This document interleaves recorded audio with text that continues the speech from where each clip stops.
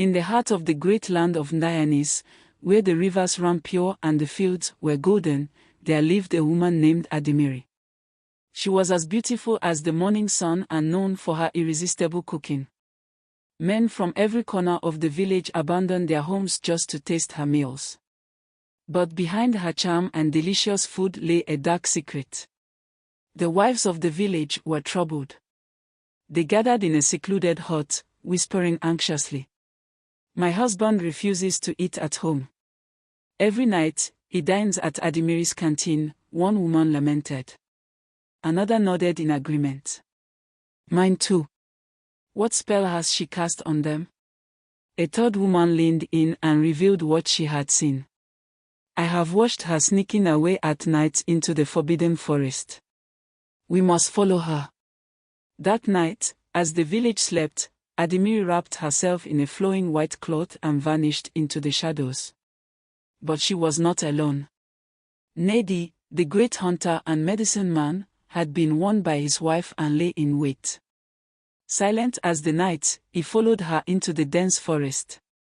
Adanmiri moved swiftly, as if guided by unseen hands, until she reached a clearing where the moonlight poured through the trees. She stopped and raised her hands, whispering in a language unknown to mortal ears. "Oh, my eternal love, come to me," she chanted. The air grew thick with energy. The trees swayed though there was no wind. Then, from the darkness, it came. A giant anaconda slithered forth, coiling itself around Adanmiri lovingly. She smiled, her fingers tracing its scales before she pressed her lips to its head. In an instant, the creature shuddered, transforming into a half-man, half-serpent being. His glowing eyes fixed upon her as he spoke. "My beloved Adanmiri, take this ruby. Drop it in your soup, and no man shall resist your call." Ndeaneze watched, his heart pounding. He had seen enough. Slipping back into the darkness, he hurried home to inform the village. The next morning, chaos erupted in the village.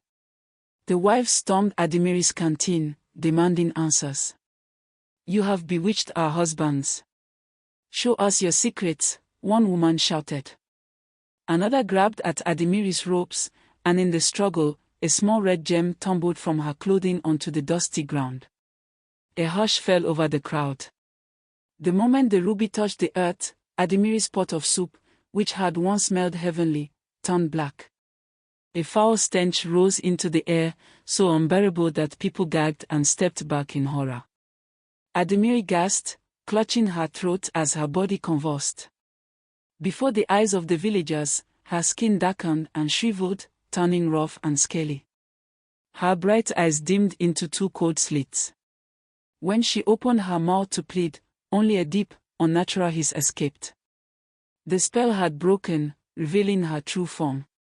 Word spread quickly, and soon the king himself arrived at the village square, his royal staff gleaming in the morning sun.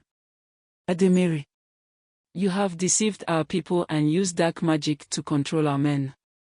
For your wickedness, you are exiled from Ndeaneze forever," he declared. The village youths, fueled by anger and relief, chased her deep into the wilderness. She ran, never to be seen again. With Adanmiri gone, the spell was broken.